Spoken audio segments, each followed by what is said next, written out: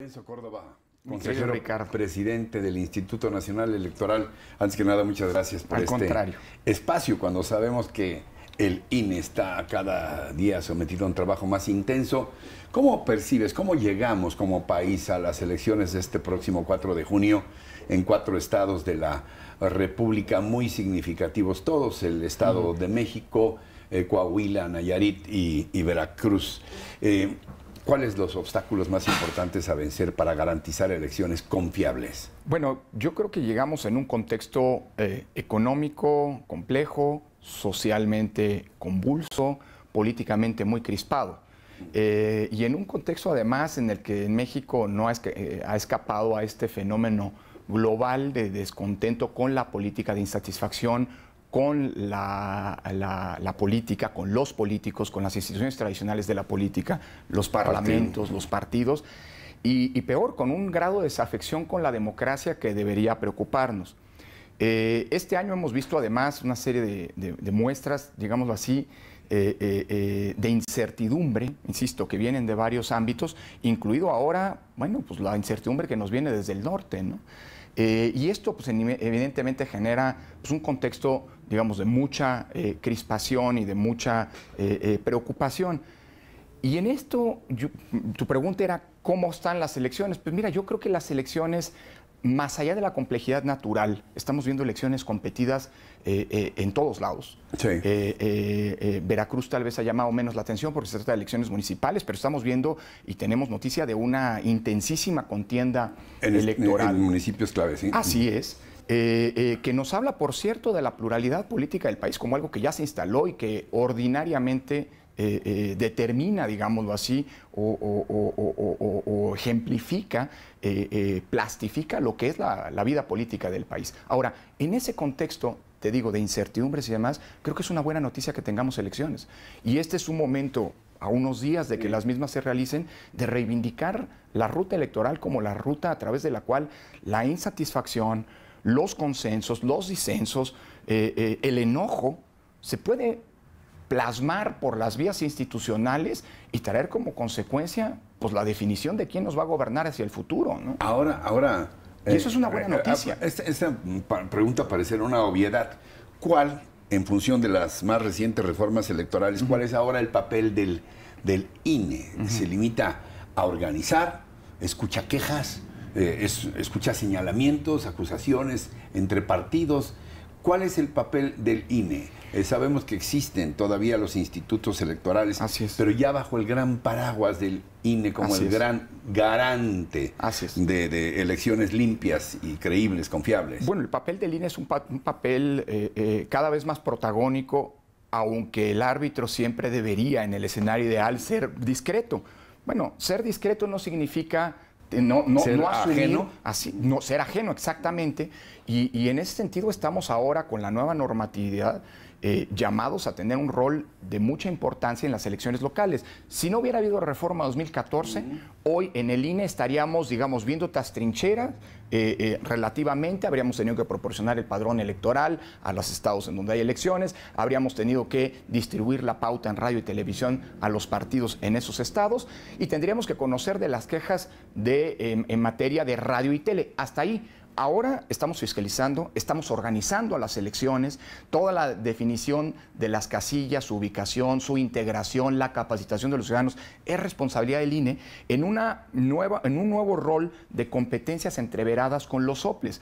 Porque a pesar de que el INE hasta ahora ha sido probablemente el órgano, pues, digamos, más vistoso en la organización de estas elecciones, en los días por venir habrá un cambio de estafeta, porque en el Estado de México y en Coahuila los responsables de hacer el cómputo, de difundir los resultados la noche de la elección, en fin, de procesar las quejas que tienen que ver con la propaganda, son los soples.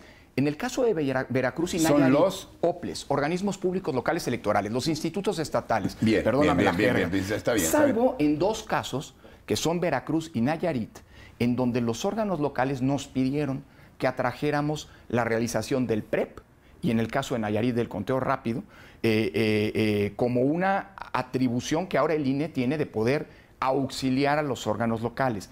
¿Qué quiero decir con esto? Que es importante, sobre todo de cara a los próximos días. Ricardo, que en el Estado de México, quien será responsable de la difusión del PREP y del conteo rápido que definirá, o al menos hará público, las tendencias de votación de las elecciones de gobernador, y en el caso de Coahuila... La misma noche de la elección. Exactamente, y en el caso de Coahuila son los órganos electorales de cada una de esas entidades los responsables de la difusión. En el caso de Veracruz y de Nayarit, los que estamos haciendo el PREP y el conteo rápido somos el INE. Entonces, como ves, es una presencia mucho más intensa, digamos, de lo que ocurría en el pasado, sobre todo porque tenemos como órgano rector del Sistema Nacional de Elecciones, como tú decías, garantizar la calidad de las elecciones en los 4 estados que están llevándose a cabo. ¿Hay algunos focos rojos en lugares donde habrá elecciones? Digo, sí. Ahora sí que localizados, focalizados en determinadas regiones. ¿Han detectado ustedes algo así o el tema de la inseguridad no va a incidir en el desarrollo de la propia jornada y los resultados? Mira, lamentablemente, Ricardo, eso tú lo sabes bien, pues la inseguridad es uno de los grandes problemas en el país, en muchas zonas del país. Pero en ese sentido, pues tampoco puedo decir que en el Estado de México o en Nayarit o en Coahuila no haya habido que el tema de seguridad no nos haya ocupado. Pero no es un tema que hasta el día de hoy se haya traducido en un impedimento para la organización electoral. Es decir, nosotros tenemos un grado de avance en el proceso de construcción y de instalación de casillas que se concretará el día de la jornada con cifras que están rayando, digamos, los mejores indicadores si se les compara con el pasado. Tenemos ya un 99.94% de funcionarios capacitados. Tenemos hoy pendientes de más de 30,000 casillas que instalaremos en los 4 estados. Hoy tenemos pendientes menos de 20 casillas de completar los 4 funcionarios que se requieren. Entonces, la verdad... Pero no será un tema que impida. Mira, hay que estar muy atentos. Hasta hoy no ha sido, y nosotros hemos estado, como ya lo enseña, digámoslo así, una colaboración añeja, ya de mucho tiempo, en contacto permanente con las instancias de seguridad locales y nacionales. Permanente y muy coordinado. Cualquier alerta que se genere, nosotros somos de la primera línea, digamos, de enterarnos, y consecuentemente formamos parte, no somos los responsables de la seguridad, pero sí, claro, formamos parte de una alianza institucional entre los órganos electorales y los órganos de seguridad para garantizar que la inseguridad no sea un tema. Yo creo que estamos construyendo un contexto en el que, a pesar de todas las adversidades que enfrenta el país, las y los ciudadanos del Estado de México, de Coahuila, de Nayarit y de Veracruz podrán y deben tener la confianza de salir a votar en las mejores condiciones para ejercer su voto de manera libre. A propósito de las adversidades que enfrenta el país, entiendo que las elecciones en estos 4 estados tienen un costo aproximado de 4,000 millones de pesos, muy alto si se consideran estas condiciones adversas en lo económico. ¿Vale la pena este esfuerzo para que 20 millones de mexicanos, también en números cerrados, sumando el electorado en estos 4 estados, acudan a las urnas?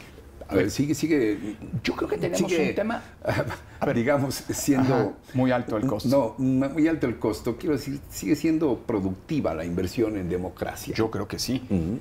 Sin duda, esto no está peleado con tratar de racionalizar los costos, pero no tenemos que olvidarnos, Ricardo, que en México, como en pocos países, las elecciones se tienen que ir en contra e inocular algo que está profundamente arraigado entre nosotros, que es la desconfianza. Si tú ves el grado de confianza que tienen las autoridades electorales en México, pongo solamente el caso de las autoridades electorales, y lo comparas con el reconocimiento internacional que se tiene de lo que hemos construido en México en los últimos 25 años, estamos hablando de situaciones radicalmente distintas. Déjame ponértelo así. Cuando se tiene que capacitar, construir instituciones democráticas en Irak, en Afganistán, ahora en el norte de África, en los países de Europa del Este, en Sudamérica, México siempre está presente. Y el INE participa de las misiones de asistencia electoral. Esto es porque hay un reconocimiento internacional del trabajo del INE. Ahora, el costo de la desconfianza es altísimo. Y te contesto con una pregunta. Imagínate en el contexto actual, Ricardo, en donde las elecciones son una válvula de despresurización. Las elecciones son un conducto en el cual los ciudadanos enojados pueden ir y protestar emitiendo su voto o los ciudadanos, conforme con las acciones de sus gobiernos, emiten su respaldo a través de las urnas. ¿Te imaginas que no tuviéramos elecciones? Hace 20 años, tú lo recordarás mejor que yo, mi querido Ricardo, 25 años, las elecciones eran probablemente el principal de los problemas. Hoy las elecciones son un cauce en donde la inconformidad no son la panacea, no nos van a resolver todos los problemas, pero sí en donde la inconformidad se transita por la vía pacífica. Y yo creo que eso es algo que hay que valorar. ¿Habrá que abaratar costos de las elecciones en el futuro? Sin lugar a dudas. Eso forma parte de un proceso de modernización y de discusión pública respecto de ciertos temas que a lo mejor ya no hay que mantener. Pero yo hoy, como autoridad electoral, no me atrevería a imprimir papeletas electorales en un papel bond cualquiera y no en papel seguridad como ocurre hasta ahora. Porque, cuidado, el costo de abaratar sin más así la operación electoral puede a la final resultar más caro, porque en el fondo el costo de las elecciones, vuelvo al punto, tiene a la inoculación, a la vacuna, digámoslo así, contra la desconfianza, su principal razón de ser en México. Pensé que en cualquier momento ibas a citar a Churchill para decir que la democracia era el peor sistema. Pero ya me hiciste el favor de citarlo, excluyendo a todos los demás. Finalmente, Lorenzo, ¿por qué a pesar del descrédito de partidos, de políticos, de esta situación que tú describías al principio de incertidumbre legítima ante embates de afuera y problemáticas de adentro, por qué habríamos de ir a votar este próximo 4 de junio?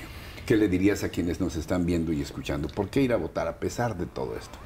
Porque yo creo que en realidad tenemos una diversidad política, una pluralidad muy amplia. No es cierto que todos los partidos sean lo mismo, no es cierto que más ahora que tenemos la figura de las candidaturas independientes, todos los candidatos y todos los programas políticos sean lo mismo. Sé que hay una tendencia de adversidad, de poca confianza, de descrédito de la política y de los políticos. Pero creo que como ciudadanos, nosotros justamente tenemos que canalizar esa irritación a través del mecanismo fundamental que tenemos en las democracias, que es ejercer nuestro voto con una condición. El día después de las elecciones, los ciudadanos no nos podemos olvidar de la política. En democracia, los ciudadanos tenemos que seguir las decisiones de los gobiernos, seguir las discusiones que en el ámbito público se están dando y crear contextos de exigencia. En una democracia requiere una ciudadanía robusta que no se contente con ir y votar el día de las elecciones, sino que el día después esté generándole a los políticos, a los gobiernos, exigencia para que los grandes problemas nacionales que hoy nos aquejan efectivamente se resuelvan. Lorenzo Córdoba, presidente del Instituto Nacional Electoral, gracias por esta conversación en este espacio que ha estado y seguirá estando abierto para el INE. Gracias. Te agradezco muchísimo, Ricardo. Gracias.